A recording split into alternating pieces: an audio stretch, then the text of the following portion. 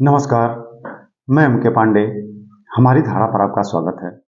महाभारत काल के एक प्रसंग की चर्चा आज हम इस वीडियो में करने जा रहे हैं और यह प्रसंग इतना महत्वपूर्ण, रोचक और पूरे महाभारत काल में जो पांडव-कौरव युद्ध हुआ था, उसको गहराई से प्रभावित करने वाला प्रसंग है और शायद ही कोई ऐसा सनातनी होगा और महाभारत पढ़ने वाला या महाभारत की जानकारी रखने वाला व्यक्ति होगा, भारत ही नहीं पूरे संसार में, जो इस प्रकरण को न जानता हो।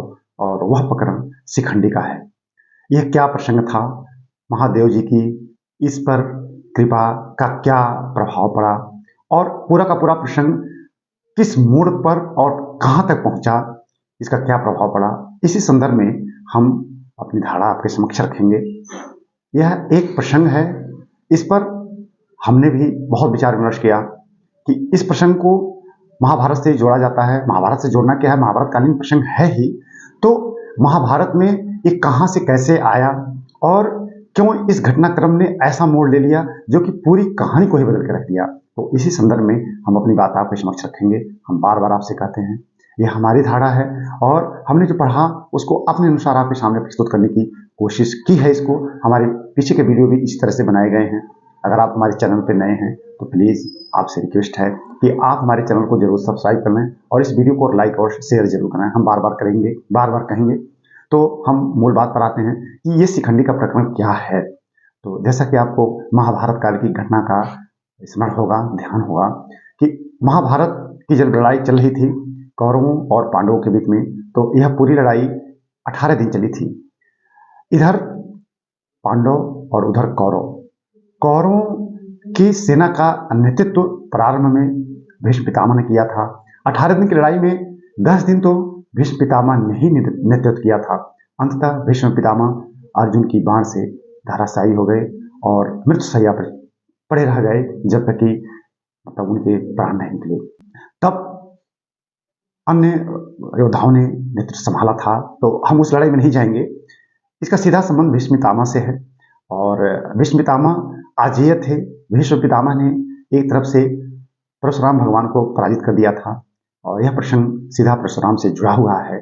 तो शिखंडी का रोल यहाँ क्या था? शिखंडी को बीच में खड़ा किया गया था। जब पांडव की सेना, पांडव का पक्ष कमजोर पड़ने लगा तो और कोई विकल्प नहीं बचा, बस यही कि भीष्म पितामह के समक्ष शिखंडी को खड़ा किया जाए। शिखंडी को खड़ा किया गया। भीष्म पितामह ने हथियार जैसे ही रख दिए, अर्जुन ने उन पर बाणों की बौछार कर दी और भीष्म पितामह मृत्युशैया पर लेट गए। तो शिखंडी को बीच में खड़ा किया गया था। तो क्यों शिखंडी को खड़ा करने पर भीष्म पितामह ने हथियार रख दिए थे, ये बड़ा रोचक प्रसंग है। आपको स्मरण होगा, आप जानते होंगे, बस आपकी जानकारी को यहाँ हम रिन्यू करना चाहते हैं। यह प्रसंग भीष्म पितामह से सीधा जुड़ा हुआ है और जिस शिखंडी की यहाँ बात हो रही है, शिखंडी पूर्व जन्म में काशी नरेश की पुत्री अंबा का ही पुनर्जन्म है। शिखंडी उसी अंबा का पुनर्जन्म है और अंबा ने यहाँ उस समय महाभारत काल के एक महत्वपूर्ण राजा प्रद्युम्न के घर जन्म लिया था और वो भी पुत्री के रूप में। तो आगे चलकर क्या हुआ, कैसे हुआ, हम उसमें आते हैं। तो फिर वो जन्म उस अंबा ने इसलिए लिया था कि भीष्म पितामह से बदला लेना था। द्वेष का भाव और वह ज्वाला, वह बदले का भाव दूसरा जन्म अंबा का कारण बना और अंबा ने जन्म लिया। उस द्वेष में एक ही भाव छिपा था, भीष्म पितामह को मारना। तो क्यों अंबा भीष्म पितामह को मारना चाहती थी, हम उस प्रसंग में आते हैं। हमने इसके पहले भी एक वीडियो आपके सामने प्रस्तुत किया था, आप चाहें तो उसको भी देख सकते हैं कि भीष्म पितामह और परशुराम में भयंकर लड़ाई हुई थी और महाभारत काल से भी कहीं उसकी ज्वाला बहुत तेज थी और वह लड़ाई 23 दिन तक चली थी। हालांकि महाभारत की लड़ाई केवल 18 दिन चली थी। उस लड़ाई का कोई परिणाम निकला उसके पहले ही माँ गंगा प्रकट हुई और किसी तरह से दोनों लोगों को शांत कराई थी। एक तरफ से अगर परशुराम सीधा विजय नहीं हुए तो विजयी हम कह सकते हैं कि भीष्म पितामह हुए, कि परशुराम को कम से कम 23 दिन तक रोक सकने में समर्थ थे। और वह प्रसंग कैसे, क्यों और क्यों लड़े लोग, हम वीडियो बनाए हैं, आप देख सकते हैं उसको भी। उसी प्रसंग को थोड़ा यहाँ आगे विस्तार दिया जा रहा है। तो हुआ ये कि भीष्म पितामह परशुराम के हिस्से से गुरु की इच्छा थी कि भीष्म पितामह विवाह करें, और वो भी गुरु की पसंद की कन्या से। गुरु चाहते थे कि तत्कालीन काशी नरेश की पुत्री अम्बा से भीष्म पितामह का विवाह हो। जब यह बात भीष्म पितामह के समक्ष स्वयं परशुराम ने रखी तो उन्होंने बड़ी शालीनतापूर्वक इनकार कर दिया। क्यों? क्योंकि वो अपनी दृढ़ प्रतिज्ञा से बंधे हुए थे, वो अपनी प्रतिज्ञा नहीं तोड़ना चाहते थे।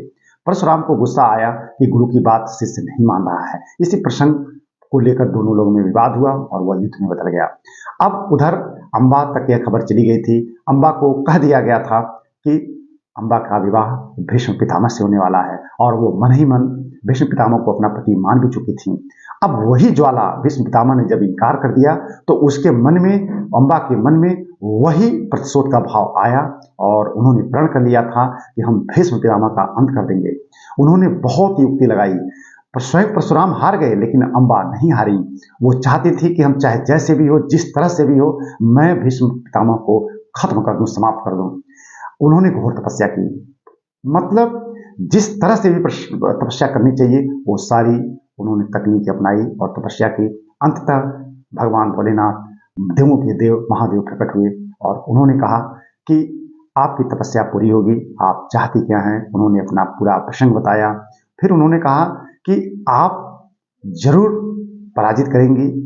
तो उन्होंने उनसे यही वर मांगा कि हम पुरुष, हमको पुरुष जैसा बल, और हम पुरुष हो जाएं और पुरुष रूप में हम भीष्म पितामह को पराजित कर दें, क्योंकि महिला के रूप में हम सीधा उनके सामने खड़े नहीं हो सकते हैं। तो उन्होंने कहा सब होगा, लेकिन आपको उसके लिए दूसरा जन्म लेना पड़ेगा। और महादेव की वही कृपा, महादेव ने जो कृपा कर दी, महादेव ने जो आदेश दे दिया, उसका निश्चित रूप से पालन होना है, सृष्टि का नियम है। तो आपको पुनर्जन्म लेना पड़ेगा, आपको पुनः जन्म लेना पड़ेगा इसके लिए, और आप प्रद्युम्न, राजा प्रद्युम्न की पुत्री के रूप में जन्म लेंगी। लेकिन आपने हमसे पुरुष मांगा है कि पुरुष रूप में मैं चाहती हूं कि मैं भीष्म पितामह को पराजित करूं, तो आप जन्म तो कन्या के रूप में लेंगी, लेकिन आप पुरुष हो जाएंगी, और आप इंतजार कीजिए।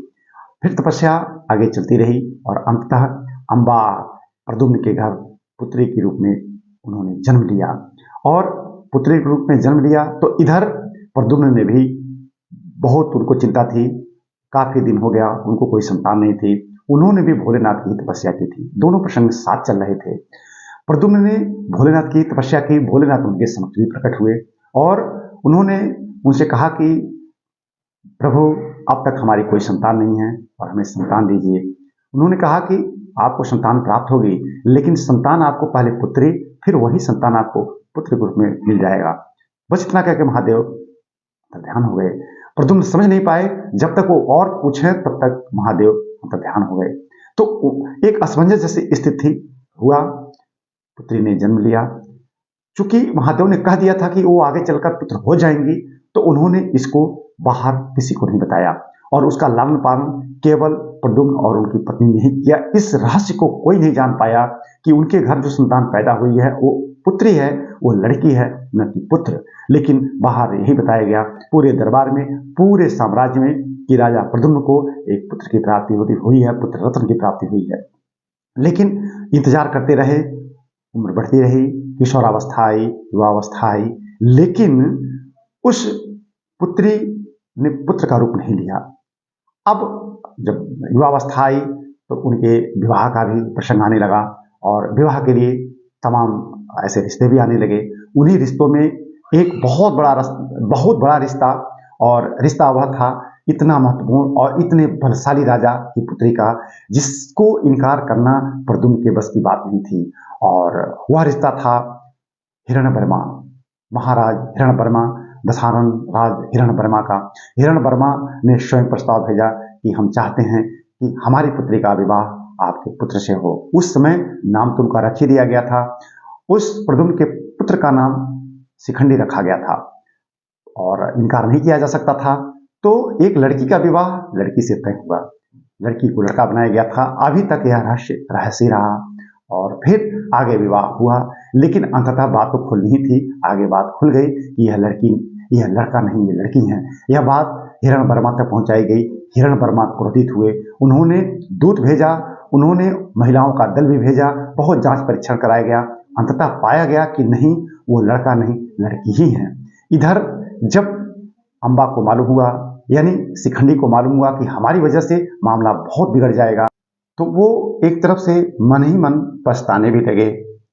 उस समय उनको एहसास होने लगा कि आखिर आगे का समय कैसा मोड़ लेगा और दो साम्राज्यों में क्या स्थिति बनेगी।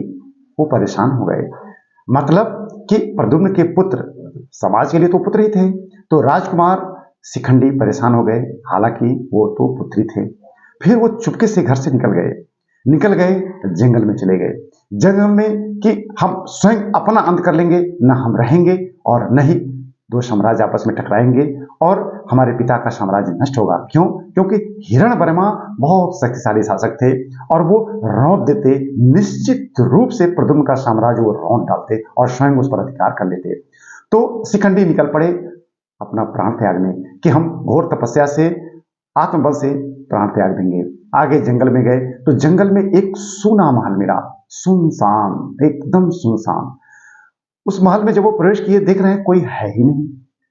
तो फिर चारों तरफ देखने के बाद उनको लगा कि चलो यहीं तपस्या में बैठते हैं और प्राण त्याग दिया जाए। और वह महल किसका था? यक्षराज का वह महल था और उस यक्षराज का नाम स्थूलाकर्ण था। स्थूलाकर्ण, यक्षराज स्थूलाकर्ण, और वो किसके सेवक थे?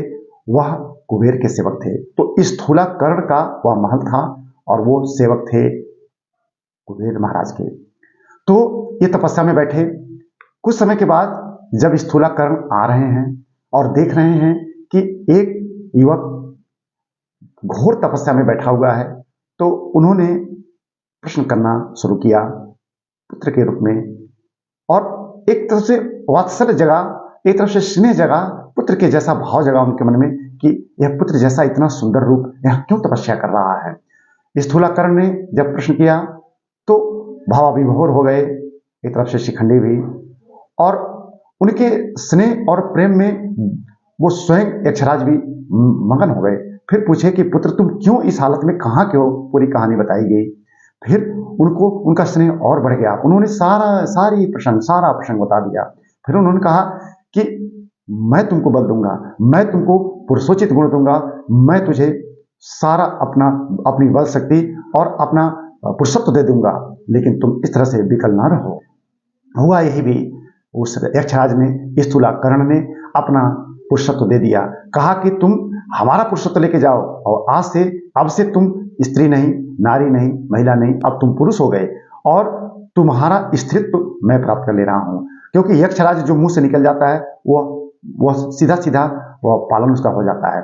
फिर उन्होंने अपना पुरुषत्व दे दिया शिखंडी को और उनका नारित्व का गुण स्वयं ले लिया उस यक्षराज ने। और यक्षराज बहुत शक्तिशाली थे। अब वह पुरुषत्व पाकर पुरुष हो गए, शिखंडी पुरुष हो गए। फिर वो आए और उनको वरदान दे दिया गया था कि तुम्हारे सामने वो खड़े नहीं हो सकते हैं, यानी हिरण्यवर्मा चाहे जितने शक्तिशाली हो हैं उनको तुम पराजित कर सकते हो।